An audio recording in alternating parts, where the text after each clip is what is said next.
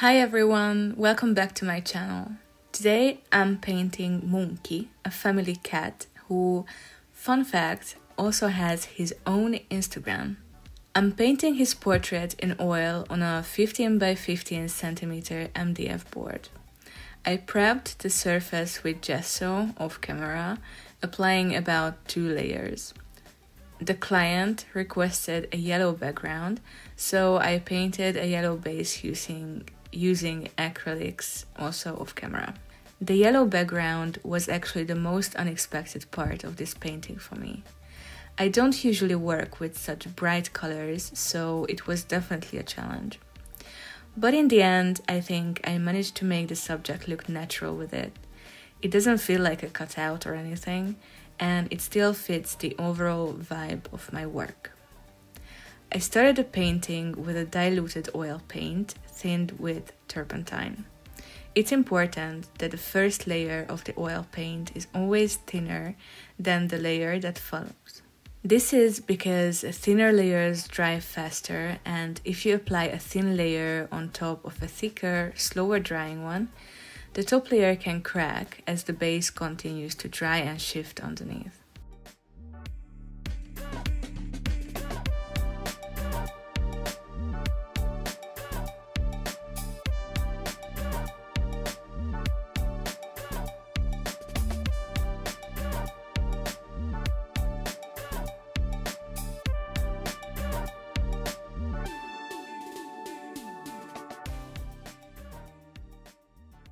So I began to sketch using this diluted oil and turpentine mixture. I blocked in placement of the eyes, nose, ears, and general head shape. The head shape was quite easy this time. Munkki has a really cute oval face. That helped the sketch come together quickly, though the eye placement was a bit tricky. I ended up wiping off one of the eyes with a cloth. When you sketch with a diluted oil paint, it's super easy to correct mistakes.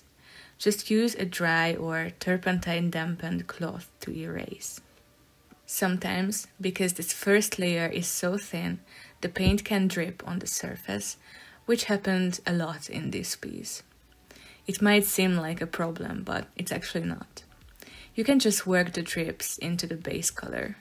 For me, this first layer is all about warming up and getting a feeling of the painting, figuring out the structure and composition.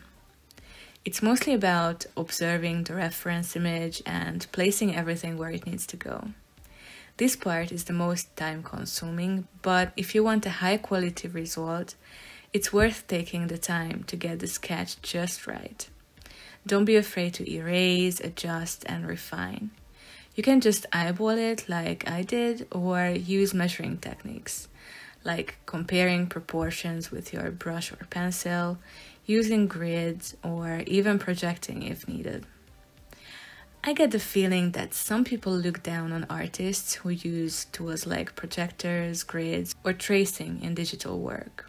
But honestly, I think that's silly. If using a tool helps you produce your best work, why not use it? Especially if you're working fast, learning a new medium, or still gaining confidence, studying from references or using aids is completely valid.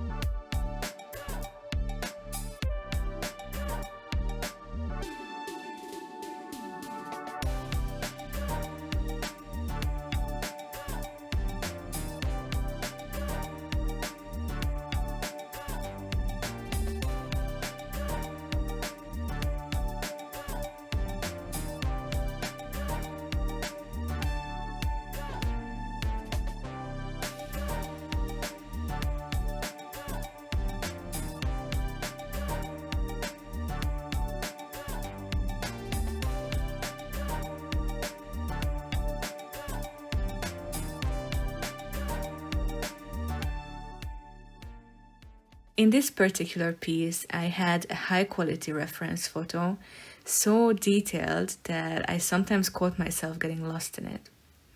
I had to remind myself to step back and focus on the overall shape and colors instead of obsessing over every little hair. Munkki has very dense fur, so painting every hair wasn't necessary. It was more important to choose the right colors and values to give the impression of the fur and to make sure the fur tones harmonized with the background.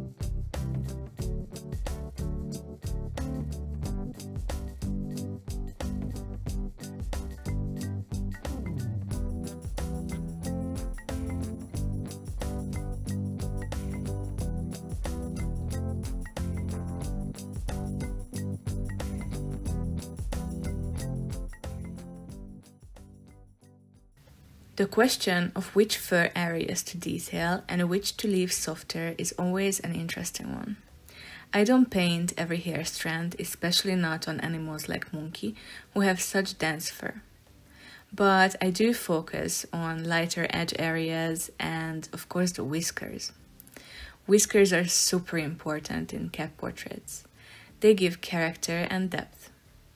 In this piece, I actually painted the whiskers off camera because I find it easier to do them on a flat surface rather than on an easel. I'll try to record that next time. Munkki has a very expressive face. The first thing I noticed was his mustache. It immediately made me smile. Then, as I kept looking at his reference photo, I realized how beautiful his eyes are. Eyes are my weakness, I swear to you. Love everything and everyone with beautiful eyes.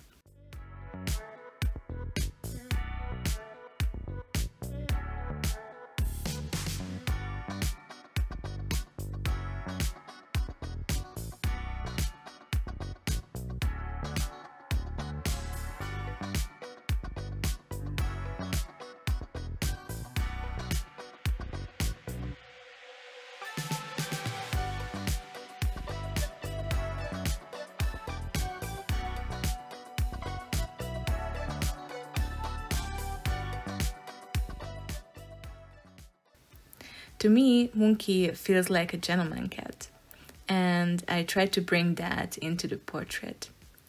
I don't know him personally, just through the description and his photos online, but he really gives off a dignified vibe. Even though this painting has a bolder background than usual, it still fits with the rest of my work. It has that classical look I love, but with a touch of some playful colors. Okay, in this case, there was a really playful color in the background. But anyway, you know what I mean.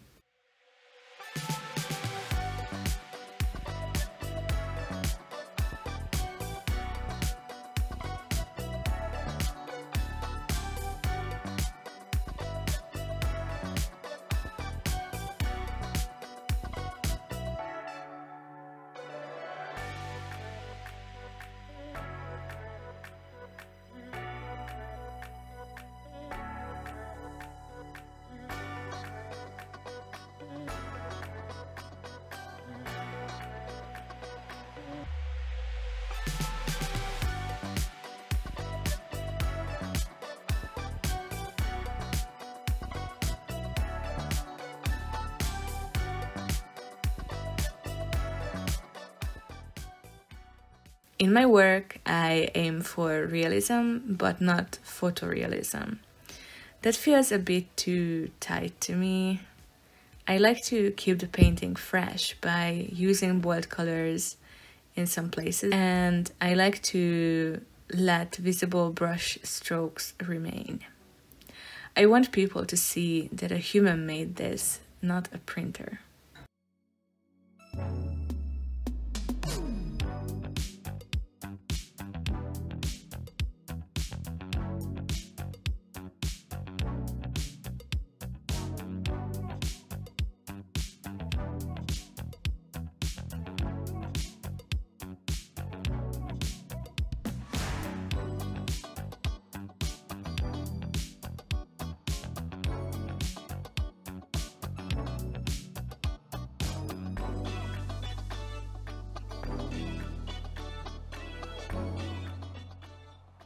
It was so much fun painting this mustached cat.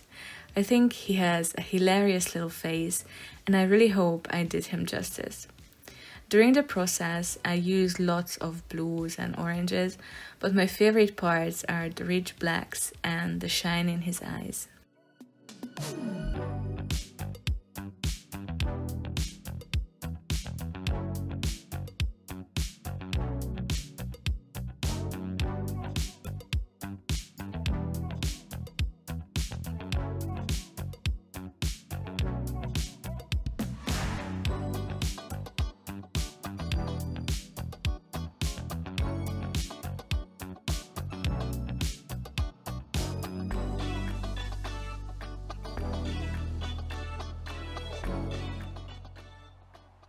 Thanks so much for watching. If you enjoyed seeing Munkki's portrait come to life, please give this video a like and subscribe if you haven't already. It really helps me keep creating.